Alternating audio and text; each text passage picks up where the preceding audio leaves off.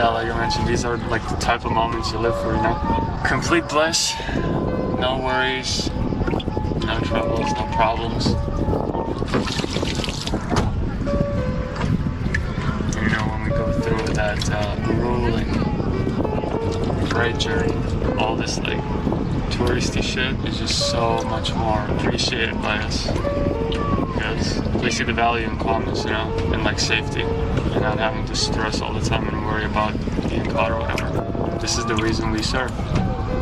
This is the reason we do the journeys and shit. So we could appreciate life more. As corny as it sounds, you know.